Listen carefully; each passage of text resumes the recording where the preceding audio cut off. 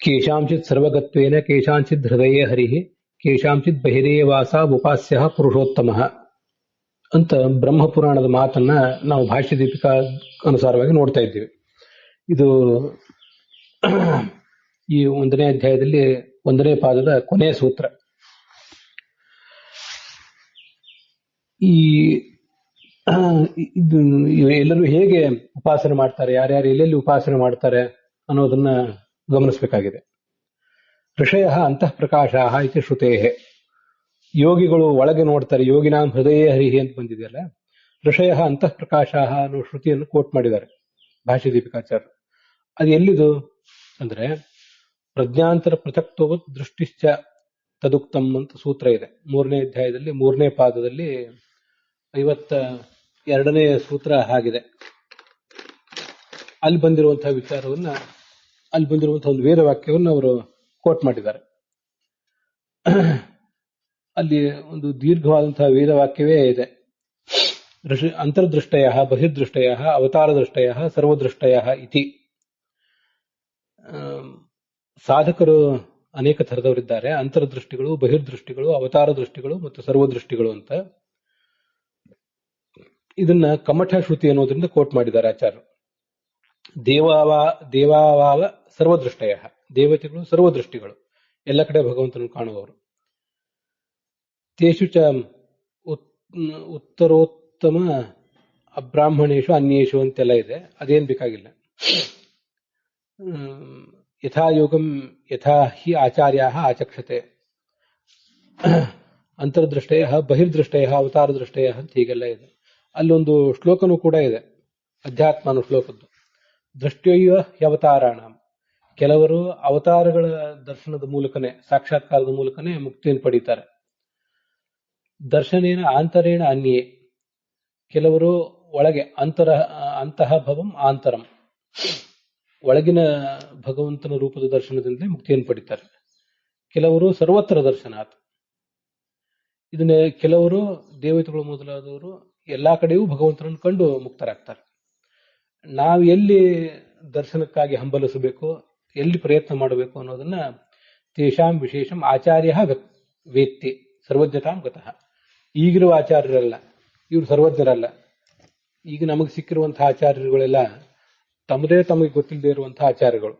ಆದ್ರಿಂದ ಸರ್ವಜ್ಞನಾದಂತಹ ಅಂದ್ರೆ ತನ್ನ ಮಟ್ಟಿನ ಸರ್ವಜ್ಞತ್ವವನ್ನು ಪಡೆದಂತಹ ಆಚಾರ್ಯ ಅವನದನ್ನ ಹೇಳ್ತಾನೆ. ಆ ಪ್ರಕಾರ ಉಪಾಸನೆ ಮಾಡಿದ್ರೆ ಮುಕ್ತಿ ಆಗ್ತದೆ. ಅಲ್ಲಿಯವರೆಗೆ ನಾವು ಈಗಾಗಲೇ ಹೇಳಿದಂತೆ ಒಂದಿಷ್ಟು ಶ್ರವಣ, ಮನನ, ಧ್ಯಾನ, ಅಗ್ನಿಯಲ್ಲಿ ಆರಾಧನೆ, ಹಾಗೆ ಪ್ರತಿಮಾ ಮುಖದಲ್ಲಿ ನಮಗೆ ಯಾವ ರೀತಿ ಸಾಧ್ಯವೋ ಆ ರೀತಿಯಾಗಿ ಆರಾಧನೆ, ಇದನ್ನ ಮುಂದುವರಿಸಬೇಕು ಅಂತ ಅಭಿಪ್ರಾಯ. ಇದು ಅಲ್ಲಿ ಬಂದಿರುವಂತಹ ವಿಚಾರ. ಸರ್ವತ್ರ ಸರ್ವಗತ ಉಪಾಸ್ಯ ರೀತಿ ಜ್ಞಾತವ್ಯಂ. ಸರ್ವತ್ರ ಅಂತ ಅಲ್ಲಿ ಶಬ್ದ ಇದೆಯಲ್ಲ, ಕೇಶಾಂಚಿತ್ ಸರ್ವಗತ್ವೇನ ಕೇಶಾಂಚಿತ್ ಹೃದಯ ಹರಿಹಿ ಅಂತ ಈ ಶ್ಲೋಕ ಇದೆ. ಸರ್ವತ್ರ ವಿದಿತಾತ್ಮನಾಮ್ ಅಂತ ಶ್ಲೋಕ ಇದೆ. ಅಗ್ನೌ ಕ್ರಿಯಾಮೃತಾಂ ವಿಷ್ಣು ಯೋಗಿನಾಂ ಹೃದಯ ಹರಿಹಿ ಎನ್ನಲ್ಲಿ ಸರ್ವತ್ರ ಅಂದ್ರೆ ಎಲ್ಲಾ ಕಡೆ, ಅಂದ್ರೆ ಎಲ್ಲಾ ಜಾಗದಲ್ಲಿ ಅಂತ ಅರ್ಥ ಆಗ್ತದೆ. ಎಲ್ಲಾ ಜಾಗದಲ್ಲಿ ಇರುವಂತಹ ಭಗವಂತನ ರೂಪದ ಉಪಾಸನೆ ಅಂತ ಅರ್ಥ ಆಗ್ತದೆ. ಸರಿ, ಇಲ್ಲಿ ಈ ಸಾಮಾನ್ಯ ಮನುಷ್ಯರಾದವರು ಪ್ರತಿಮಾದಲ್ಲಿ ಮತ್ತು ಅಗ್ನಿಯಲ್ಲಿ ಆರಾಧನೆ ಮಾಡಬೇಕು, ಉಪಾಸನೆ ಮಾಡಬೇಕು ಅಂತ ಹೇಳಿದ್ರಿ. ಆದ್ರೆ ಮುಂದೆ ಬೃಹದಾರಣ್ಯಕ ಭಾಷ್ಯದಲ್ಲಿ ಮತ್ತು ನ್ಯಾಯ ವಿವರಣದಲ್ಲಿ ಬೇರೆ ರೀತಿಯಾಗಿ ವಿವರಣೆ ಇದೆಯಲ್ವಾ, ಅಲ್ಲಿ ಬೇರೆ ತರದ ವಿಷಯಗಳನ್ನ ಹೇಳಿದಾರಲ್ಲ, ಅದರಿಂದ ಇದಕ್ಕೆ ವಿರೋಧ ಬರ್ತದಲ್ವಾ ಅಂತ ಒಂದು ಪ್ರಶ್ನೆ ಬರ್ತದೆ. ಆಯ್ತು, ಅದೇನು ಆ ಬೃಹದಾರಣ್ಯಕ ಭಾಷ್ಯದಲ್ಲಿ ಬಂದದ್ದು ಏನು ಅಂತನ್ನೋದನ್ನ ಈಗ ನಾವು ಗಮನಿಸಬೇಕು. ಅದು ಬೃಹದಾರಣ್ಯಕ ಭಾಷ್ಯದಲ್ಲಿ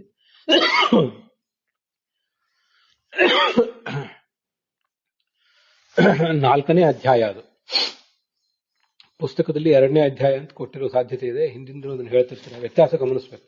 ಆಚಾರ್ಯರು ಮೊದಲ 2 ಅಧ್ಯಾಯಗಳು ವ್ಯಾಖ್ಯಾನ ಮಾಡಿಲ್ಲ. ಆದ್ರಿಂದ ಆಚಾರ್ಯರು ಯಾವ ಅಧ್ಯಾಯಕ್ಕೆ ವ್ಯಾಖ್ಯಾನ ಪ್ರಾರಂಭಿಸಿದಾರೋ ಅದನ್ನೇ ಮೊದಲನೇ ಅಧ್ಯಾಯ ಪರಿಗಣನೆ ಮಾಡಿಬಿಟ್ರೆ ಅದು 2ನೇ ಅಧ್ಯಾಯ ಆಗ್ತದೆ. ವಸ್ತುತಃ 4ನೇ ಅಧ್ಯಾಯ.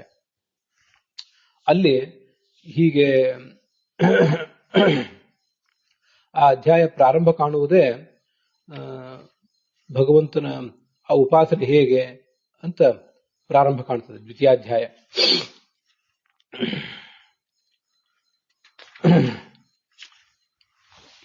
ಬಹಿರುಪಾಸನೆ ಅಂತರುಪಾಸನೆ ಅಂತಾನೆ ಆ ಅಧ್ಯಾಯ ಪ್ರಾರಂಭ ಕಾಣ್ತದೆ.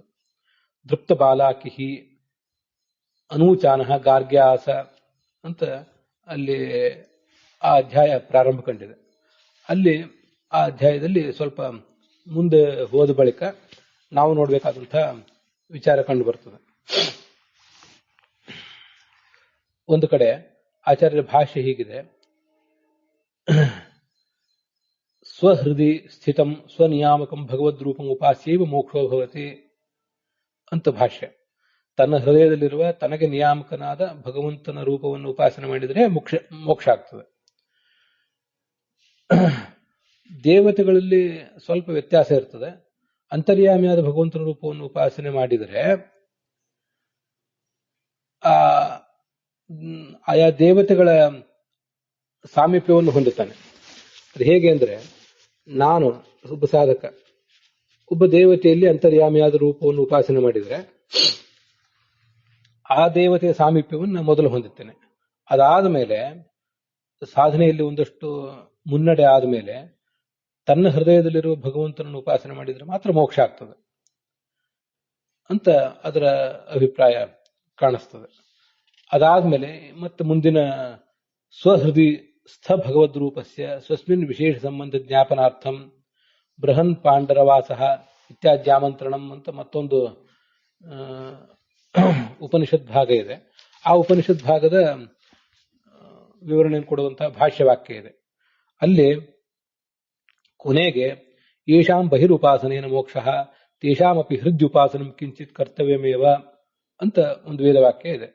ಇದನ್ನೇ ಇಲ್ಲಿ ಭಾಷ್ಯ ದೀಪಿಕಾಚಾರ್ಯರು ಕೋಟ್ ಮಾಡಿರೋದು. ಯಾರಿಗೆ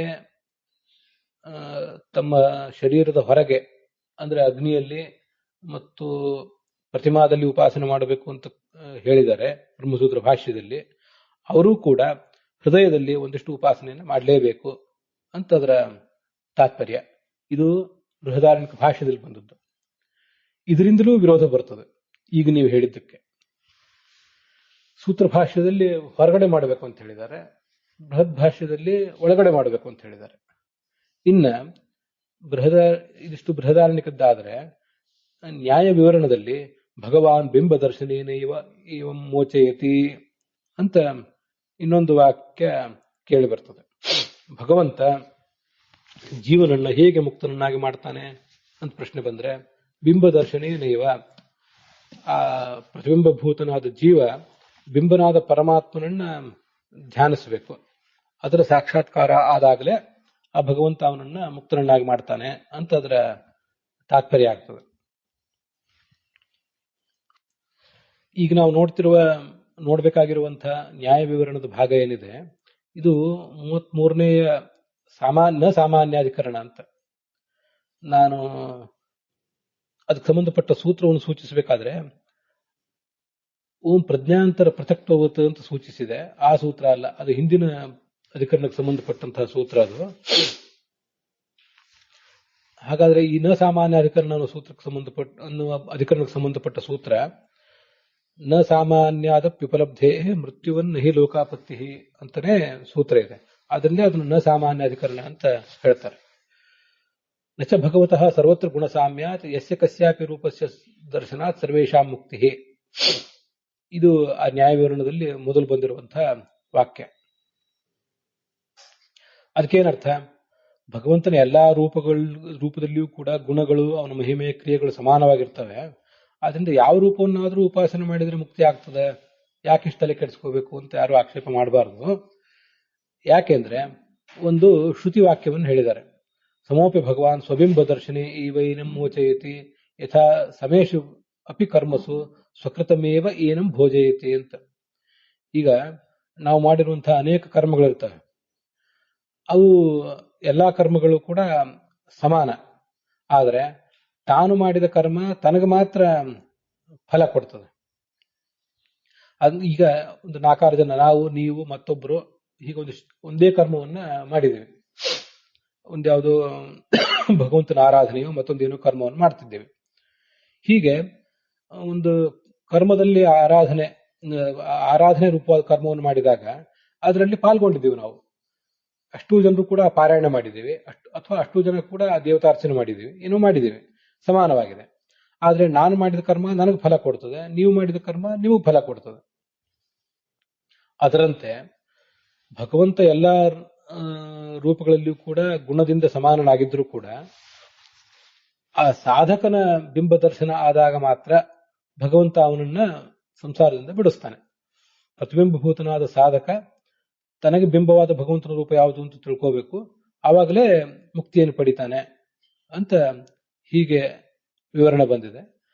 ಇಲ್ಲಿ ಬಿಂಬ ದರ್ಶನ ಆಗಲೇಬೇಕು ಅಂತಿದೆಯಲ್ವ, ಆದ್ರಿಂದ ನ್ಯಾಯ ವಿವರಣೆಯಿಂದಲೂ ವಿರೋಧ ಬಂತು, ಮತ್ತೆ ಬೃಹದಾರಣ್ಯಕ ಭಾಷ್ಯದಿಂದಲೂ ವಿರೋಧ ಬರ್ತದಲ್ಲ ಈಗಿನ ಬ್ರಹ್ಮಸೂತ್ರ ಭಾಷ್ಯಕ್ಕೆ, 1ನೇ ಅಧ್ಯಾಯದಲ್ಲಿ ನಾವು ನೋಡ್ತಿರುವ ಭಾಗಕ್ಕೆ ಅಂತ ಒಂದು ಪ್ರಶ್ನೆ ಬರ್ತದೆ. ಅದಕ್ಕೆ ಭಾಷ್ಯ ದೀಪಿಕಾಚಾರ್ಯ ಹೇಳಿದ್ದಾರೆ, ಅಗ್ನಾವಿತಿ ವಾಕ್ಯೆ ಅನ್ಯ ನಿಷೇಧ ಅಭಾವೇನ ಬಿಂಬ ಶಬ್ದಿತ ಸ್ವಯೋಗ್ಯ ಆತ್ಮ ಅಪರೋಕ್ಷಾರ್ಥಂ ಹೃದಯ ಉಪಾಸನಸ್ಯಾಪಿ ಸರ್ವೈ ಕಾರ್ಯತ್ವ ಅಭ್ಯುಪಗಮಾತ್. ಇದೇ ಶಾಸ್ತ್ರದ ಸಮಸ್ಯೆ. ಈಗ ಅಗ್ನೌ ಕ್ರಿಯಾವತಾಂ ವಿಷ್ಣು ಮತ್ತೆ ಸರ್ವತ್ರ ವಿಜಿತಾತ್ಮನಾಂ ಅಂತಿದೆ. ಆ ಮಾತಿರೋದು ಹೌದು, ಅಗ್ನಿಯಲ್ಲಿ ಉಪಾಸನೆ ಮಾಡಬೇಕು ಅಂತ ಬಂದಿರೋದು ಹೌದು, ಪ್ರತಿಮಾದಲ್ಲಿ ಅಪ್ರಬುದ್ಧರಾದವರು ಉಪಾಸನೆ ಮಾಡಬೇಕು ಅಂತ ಬಂದಿರುವುದು ಹೌದು. ಆದ್ರೆ ಅಲ್ಲೇ ಮಾತ್ರ ಮಾಡಬೇಕು ಅಂತ ಏನಿಲ್ವಲ್ಲ, ಹೃದಯದಲ್ಲಿ ಮಾಡಬಾರದು ಅಂತ ಹೇಳಲಿಲ್ಲಲ್ಲ ಅವರು. ನೀವು ಪ್ರತಿಮಾದಲ್ಲಿ ಮಾಡಿದ್ರೆ ಮಾತ್ರ, ಅಗ್ನಿಯಲ್ಲಿ ಮಾಡಿದ್ರೆ ಮಾತ್ರ ಉದ್ಧಾರಕ ಆಗ್ತೀರಿ, ಉದ್ಧಾರ ಹೊಂದುತ್ತೀರಿ ಅಂತ ಏನಿಲ್ವಲ್ಲ. ಅನ್ಯ ನಿಷೇಧ ಅಭಾವೇನ, ಹೃದಯದಲ್ಲಿ ಉಪಾಸನೆ ಮಾಡಬಾರದು ಅಂತ ಅಲ್ಲೇನು ಬಂದಿಲ್ಲ. ಆದ್ರಿಂದ ಪ್ರತಿಯೊಬ್ಬನು ಕೂಡ ಈ ತನ್ನ ಅಪರೋಕ್ಷ ಜ್ಞಾನಕ್ಕಾಗಿ ಹೃದಯದಲ್ಲಿ ಭಗವಂತನನ್ನು ಉಪಾಸನೆ ಮಾಡಬೇಕು. ಅದು ಎಲ್ಲಿ ಬಂದಿದೆ ಹೃದಯದಲ್ಲಿ ಉಪಾಸನೆ ಮಾಡಬೇಕು ಅಂತಂದ್ರೆ ಅದನ್ನ ಈ ಬೃಹದಾರಣ್ಯಕ ಭಾಷ್ಯದ ಮಾತಿನಿಂದ ಮತ್ತೆ ನ್ಯಾಯ ವಿವರಣದ ಮಾತಿನಿಂದ ಹೊಂದಿಸಬೇಕು.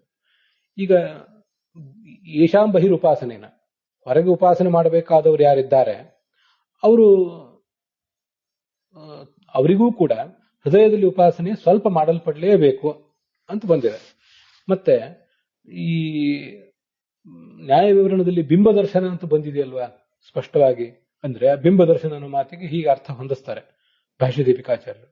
ಬಿಂಬ ದರ್ಶನ ಅಂದ್ರೆ ಸ್ವಸ್ವ ಯೋಗ್ಯ ಆತ್ಮ ಅಪರೋಕ್ಷ ಜ್ಞಾನಾರ್ಥಂ. ಆಯಾ ವ್ಯಕ್ತಿಗೆ ಯೋಗ್ಯವಾದ ಯಾವ ಒಂದು ಭಗವಂತನ ರೂಪದ ಅಪರೋಕ್ಷ ಜ್ಞಾನ ಇದೆ, ಆ ಅಪರೋಕ್ಷ ಜ್ಞಾನದಿಂದಲೇ ಮುಕ್ತಿಯನ್ನು ಹೊಂದುತ್ತಾರೆ ಅಂತ ಹೀಗದಕ್ಕೆ ಅರ್ಥ ಮಾಡಬೇಕು. ಬಿಂಬ ಅಂತ ಬಂದಿದ್ರು ಕೂಡ ಹೀಗೆ ಅರ್ಥ ಮಾಡಿದ್ದಾರೆ.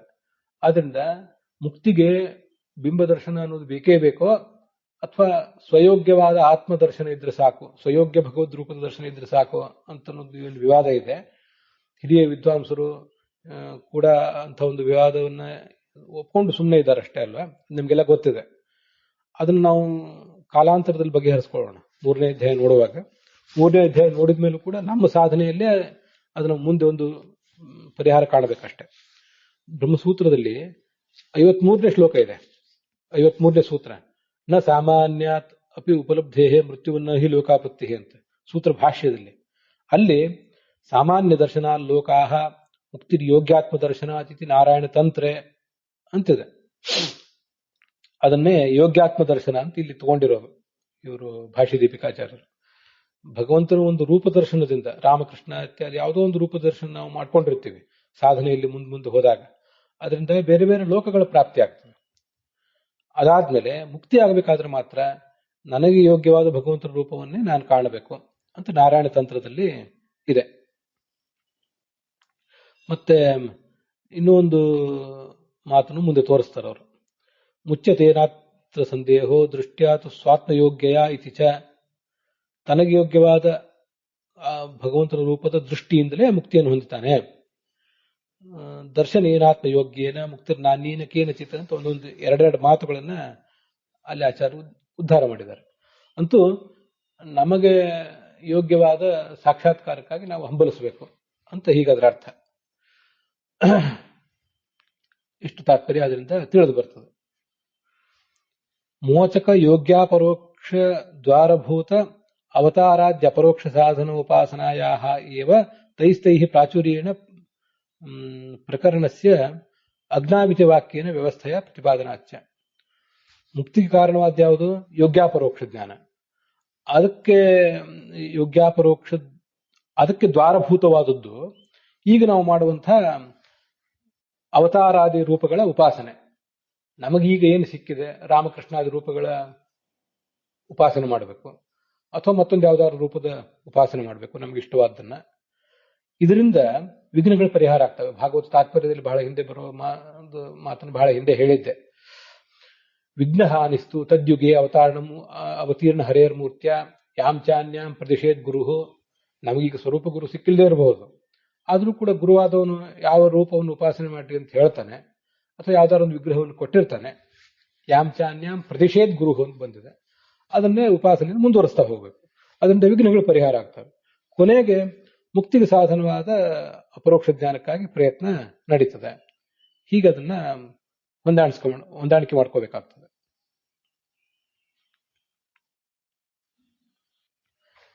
ಈ ಎಲ್ಲ ವಿಷಯಗಳ ಬಗ್ಗೆ ನಾವು ಮುಂದೆ ಮತ್ತಷ್ಟು ಅವಲೋಕನ ಮಾಡೋಣ. ಇದಕ್ಕೆ ಏನು ನಮಗೆ ತತ್ವನಿರ್ಣಯ ಆಗಲಿಕ್ಕೆ ಏನ್ ಬೇಕು ಅಂದ್ರೆ ಸಮಸ್ತ ಶಾಸ್ತ್ರಗಳ ಅವಲೋಕನ ಬೇಕು. ಮತ್ತೆ ಸಾಧನೆಯಲ್ಲಿ ನಾವು ಬಹಳ ಮುಂದೆ ಹೋಗಿರಬೇಕು. ಆವಾಗ ಸರ್ವಜ್ಞನಾದಂತಹ ಗುರು ನಮಗೆ ದೊರೆಯಬೇಕು. ಅವನು ದೊರಿಬೇಕಾದ್ರೆ ನಾವು ಅಷ್ಟೇ ಎತ್ತರಕ್ಕೆ ಏರಿದಾಗಲೇ ಅವನು ಬರ್ತಾನೆ. ನಾವು ಕೆಲವು ಮೆಟ್ಲು ಮೇಲೆ ಏರಿದಾಗ ಅವನು ಕೆಲವು ಮೆಟ್ಲು ಕೆಳಗಿಳಿದು ನಮ್ಮ ಬಳಿಗೆ ಬರ್ತಾನೆ. ಮತ್ತೆ ಮೂಲಭೂತವಾಗಿ ಕಾಮಕ್ರೋಧಾದಿ ದೋಷಗಳ ಪರಿಹಾರ ನಮ್ಮಲ್ಲಿ ಆಗಿರ್ಬೇಕು. ಈಗ ನಮಗೆ ಏನಾಗ್ತದೆ, ಕಾಮ ಕ್ರೋಧ ಮೊದಲಾದ ದೋಷಗಳಿಂದ ನಮ್ಮ ಹೃದಯ, ನಮ್ಮ ಮನಸ್ಸು ಕಲುಷಿತ ಆಗಿ ಹೋಗಿದೆ, ಅಭಿಮಾನ ಇತ್ಯಾದಿ ಕಾರಣದಿಂದ. ಆದ್ರಿಂದ ಸದ್ಯದ ಪರಿಸ್ಥಿತಿಯಲ್ಲಿ ನಮಗಿಂತ ಶಾಸ್ತ್ರಾವಲೋಕನ ಜಾಸ್ತಿ ಮಾಡಿದವರು ಅನೇಕ ಜನರು ಕೂಡ ನಮಗೆ ಕಾಣಿಸ್ತಾರೆ. ನಾವು ಕೂಡ ಮಾಡಿದ್ದೇವೆ, ಇಲ್ಲಂತಲ್ಲ. ಆದರೆ ನಮ್ಮ ಮನಸ್ಸುಗಳು ಕಲುಷಿತ ಆಗಿರೋದ್ರಿಂದ ಸ್ವಚ್ಛವಾದಂತಹ ಅರ್ಥ ನಮಗೆ ಹೊಳೆಯುವುದಂತಾಗಿಬಿಟ್ಟಿದೆ. ಆದ್ರಿಂದಲೇ ಶಾಸ್ತ್ರ ಇರುವುದೇ ಹೀಗೆ. ಸಂಸ್ಕೃತವೇ ಅನೇಕ ಅರ್ಥಗಳಿಂದ ಕೂಡಿದ್ದು, ಅದರದ್ದೊಂದು ಅಡ್ವಾಂಟೇಜ್ ಹೌದದು. ಆದರೆ ಅನೇಕ ಅರ್ಥಗಳಿಗೆ ಅವಕಾಶ ಮಾಡ್ಲಿಕ್ಕೆ ಅನುಕೂಲ ಇದೆ ಅಂತ ಅನ್ನೋದೊಂದು ಡಿಸಡ್ವಾಂಟೇಜ್ ಕೂಡ ಆಗಿಬಿಟ್ಟಿದೆ. ಸೂತ್ರಗಳಿಗೆ ಭಾಷ್ಯ ಬರೆದ್ರು, ಸೂತ್ರ ಸಂಕೀರ್ಣವಾಗಿದೆ, ಕ್ಲಿಷ್ಟವಾಗಿದೆ ಅಂತ ಭಾಷ್ಯ ಬರೆದ್ರು. ಅದಕ್ಕೆ ಒಬ್ಬೊಬ್ಬರು ಒಂದೊಂದು ರೀತಿ ಭಾಷ್ಯ ಬರೆದ್ರು. ಆ ಭಾಷ್ಯಕ್ಕೆ ಅನೇಕ ರೀತಿಯ ಅರ್ಥಗಳನ್ನು ಹೇಳಿದ್ರು. ಆ ಭಾಷ್ಯಕ್ಕೆ ಇರುವ ಟೀಕೆಗಳಿಗೆ ಅನೇಕ ಅರ್ಥಗಳನ್ನು ಹೇಳೋ ಪ್ರಸಂಗ ಬಂತು. ಟೀಕೆ ಅರ್ಥ ಹೀಗಲ್ಲ ಹಾಗೆ ಅಂತ ಹೇಳಿ. ಇನ್ನು ಟಿಪ್ಪಣಿಗಳಿದೆ, ಟಿಪ್ಪಣಿಗಳಿಗೇನೆ ಆ ಟಿಪ್ಪಣಿಕಾರರ ಅಭಿಪ್ರಾಯ ಹೀಗೆ, ಈ ಟಿಪ್ಪಣಿಕಾರರ ಅಭಿಪ್ರಾಯ ಹೀಗೆ, ಈ ಅಭಿಪ್ರಾಯ ಅದಲ್ಲ ಅಂತ ಹೇಳುವ ಪ್ರಸಂಗ ಬಂದಿದೆ. ಆದ್ರಿಂದ ನಾವು ಈಗ ನಿರಂತರವಾಗಿ ಜಿಜ್ಞಾಸೆ ಮಾಡ್ತಾ ಹೋಗೋಣ, ಬೇಡ ಅಂತಲ್ಲ. ಸದ್ಯ ನಾವೇನ್ ಮಾಡ್ಬೇಕು, ಅಗ್ನಿಯಲ್ಲಿ ಆರಾಧನೆ ಮತ್ತು ಪ್ರತಿಮಾಮುಖದಲ್ಲಿ ಉಪಾಸನೆ ಅದನ್ನು ಮಾಡ್ತಾ ಕಾಮಕ್ರೋಧಾದಿಗಳ ಪರಿಹಾರಕ್ಕೆ ಮತ್ತು ಅಭಿಮಾನದ ಪರಿಹಾರಕ್ಕೆ ನಾವು ಟಿಪ್ಪಣಿಗಳನ್ನು ಗಮನಿಸುವಾಗ ಕೂಡ, ಟಿಪ್ಪಣಿ ಯಾರು ಮಾಡಿದ್ರು ನಾನು ಅದನ್ನು ಹೆಚ್ಚು ವಿಸ್ತರಿಸೋದಿಲ್ಲ, ನಿಮ್ಗೆ ಅದು ಅರ್ಥ ಆಗ್ತದೆ. ನಮಗೆ ನಮ್ಮದ್ರದಾದ್ಮೇಲೆ ನಮ್ಮದರ ಮೇಲೆ ನಮ್ಮವರ ಮೇಲೆ ಅಭಿಮಾನದಿಂದಾಗಿ ಅರ್ಥಗಳನ್ನು ತೀರ್ಮಾನ ಮಾಡುವಂತ ಪ್ರಸಂಗ ಬರ್ತಿರ್ತದೆ. ಅದೆಲ್ಲ ಮೀರಿ ನಿಂತಾಗ ಸ್ವಚ್ಛವಾದಂತಹ ಅರ್ಥ ಹೊಳೆಯುತ್ತದೆ. ಯೋಗ್ಯತೆ ಪಕ್ವಾದಾಗ ಅಂತೂ ನಮ್ಮ ಮಟ್ಟಿನ ಸರ್ವಜ್ಞತ್ವವನ್ನು ಪಡ್ಕೋಬೇಕಾಗ್ತದೆ ನಾವು. ಆದ್ರಿಂದ ಈಗ ನಮಗೆ ನಾವು ಯಾವ ಮಂತ್ರಗಳನ್ನು ಉಪಾಸನೆ ಮಾಡ್ತಿದ್ದೇವಲ್ಲ, ಗಾಯತ್ರಿ, ಕೃಷ್ಣ ಮಂತ್ರ ಮೊದಲಾದವುಗಳನ್ನು, ಸ್ತ್ರೀಯರು ಪುರುಷರನ್ನು ಒಳಗೊಂಡು ನಾನು ಈ ಮಾತು ಹೇಳ್ತಿದ್ದೇನೆ. ಆ ರೂಪವನ್ನ ನಾವು ಧ್ಯಾನ ಮಾಡುವಾಗ, ಈ ಕಿಂಚಿತ್ ಹೃದಯ ಉಪಾಸ್ಯ ಬಂತಲ್ಲ, ಧ್ಯಾನ ಮಾಡುವಾಗ ಮನಸ್ಸಿನ ಪರದೆ ಮೇಲೆ, ಈಗ ಹೃದಯದಲ್ಲಿ ಉಪಾಸನೆ ನಮಗೆ ಹೇಗೆ ಈಗ ಅಂತ ಪ್ರಶ್ನೆ ಬರ್ತದಲ್ಲ, ಅದಕ್ಕೆ ಈ ಸದ್ಯ ಇದು ಉತ್ತರ. ಕಣ್ಮುಚ್ಚಿ ಕೂತ್ಕೊಂಡು ಮನಸ್ಸಿನ ಪರದೆ ಮೇಲೆ ನಾವು ಕೃಷ್ಣ, ಗಾಯತ್ರಿ ಮೊದಲಾದ ಮಂತ್ರಗಳನ್ನ ಮೂಡಿಸ್ಕೋಬೇಕು. ಮೂಡಿಸ್ಕೊಂಡು ಅದರ ಧ್ಯಾನದಲ್ಲಿ ಕಿಂಚಿತ್ ಕಾಲ ಕಳಿಬೇಕು, ಎಷ್ಟು ಸಾಧ್ಯವೋ ಅಷ್ಟು.